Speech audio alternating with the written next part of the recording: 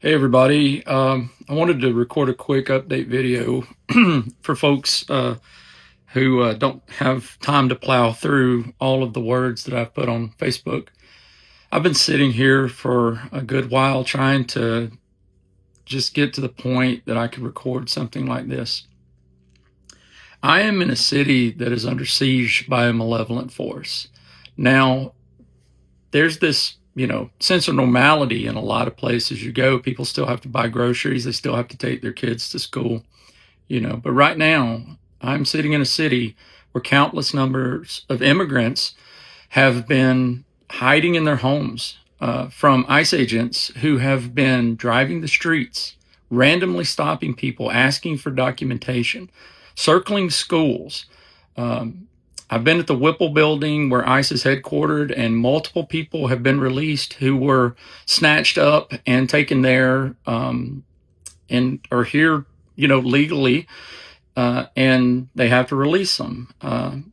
They're not listening to people who are trying to explain their situations. I've heard multiple stories, and one in particular I've told about the woman as I'm warming up the car in the ice box that is this great frozen north.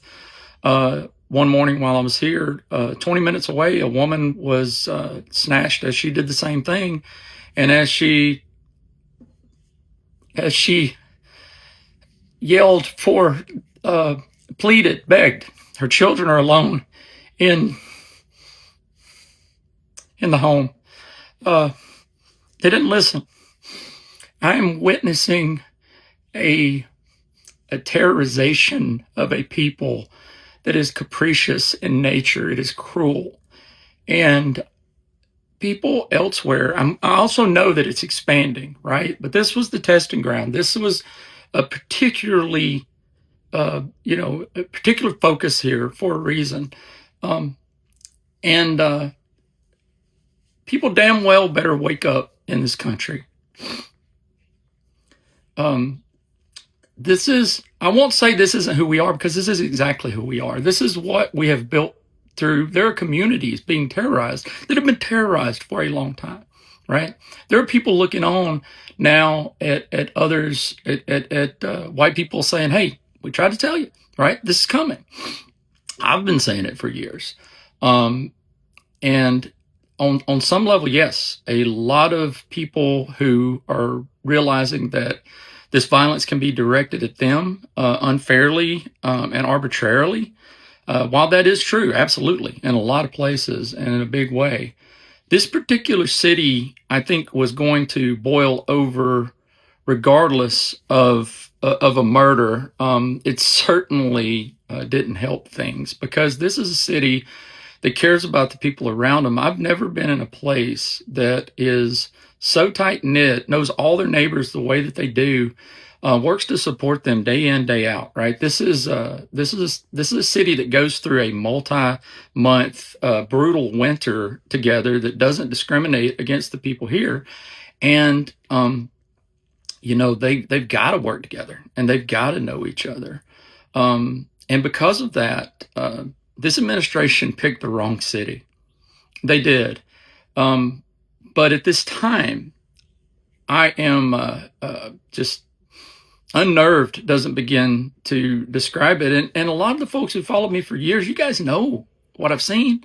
You know where I've been around the world. This kind of thing is nothing new for me.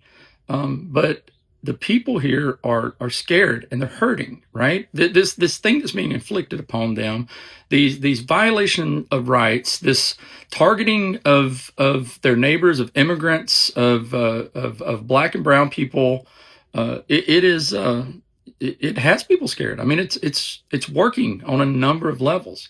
That being said, I say that these folks, these are gentle people who are very angry, because Minnesota nice is very real. I'm happy to learn. They are tough and resilient people. As I've said since I've been here, they deal with actual ICE for a long time.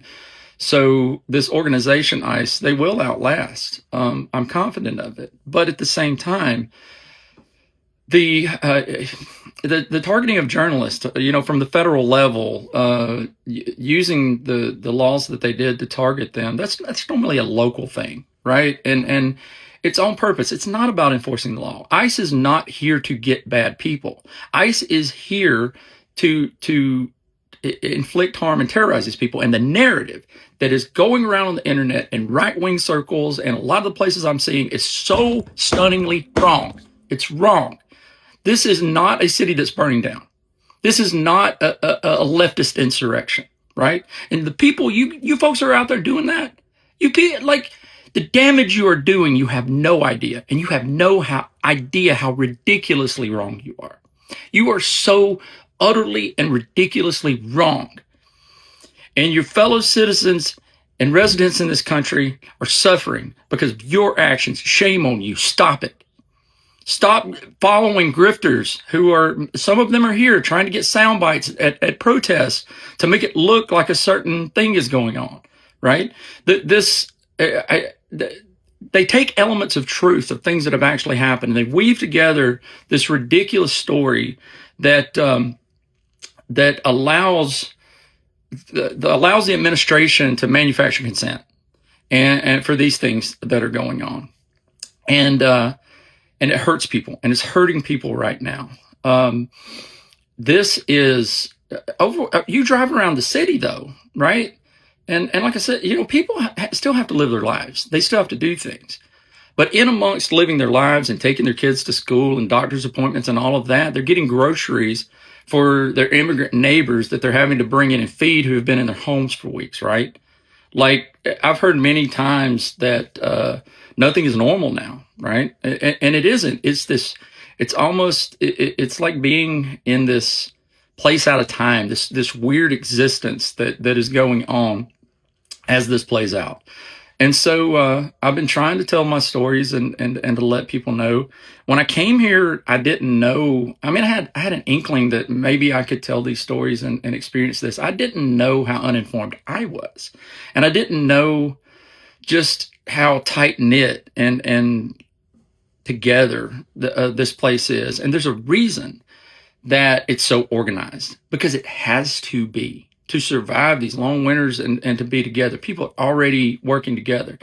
This is, year after year, essentially a slow-moving disaster that forces people to be, to prepare and work together and everything. So as someone who's a veteran of many disaster recoveries, I've seen these signal chats be shared and people are like, look how well it's orchestrated and all of this. We do it in Alabama. I mean, I did it in Hurricane Katrina with a blogspot page with a bunch of people in Pearlington. We used Facebook in 2011 and just had this insane network that we built from it. But I don't understand how so many of the people in this country watch things like Star Wars and side with the rebellion, right? And understand that people are being targeted and are being brutalized, and then see this and say, turn water cannons on those protesters, send more ICE agents, inflict more pain. Because what you're seeing is a rebellion. What you're seeing is people standing up and a place that's, been targeted more than a few times and saying, we're not going to take this anymore. So, I'm still here. The thing about the protest is I've been to a couple. I've witnessed a couple of things with ICE and the police, and I'm not doing anything stupid to get myself in trouble. I think the important thing though is that people understand right now this city is occupied. They're riding around, randomly stopping people.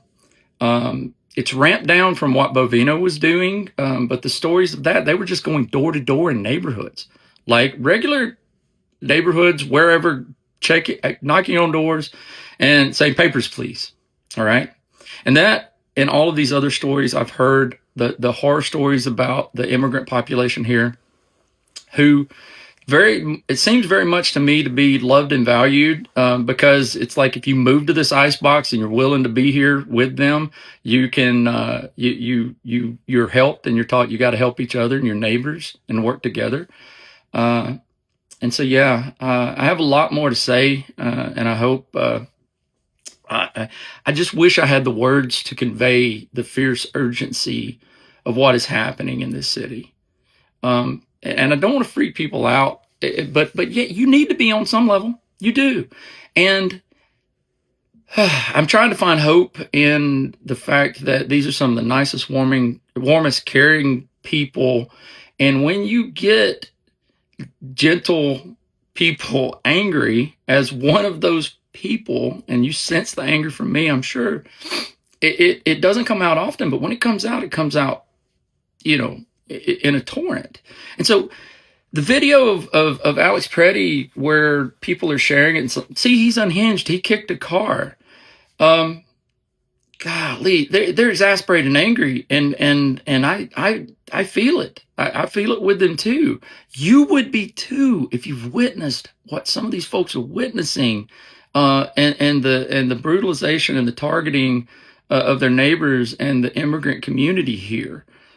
So I'll be quiet for now. But if you see my post, and the best way to do this is we got to get this story out, right? Share my post if you can. If you have anyone who'd be willing to talk to me about this that you know in any media anywhere, please let me know. I really had no intention to do anything like this other than this is what's going on. This is how we're helping. But these folks need you. They need you to tell their story, and they need you to make sure that the people here are having to fight back against an occupation. They're having to try and stop these folks from doing the things they're doing to target their neighbors. So, thank you.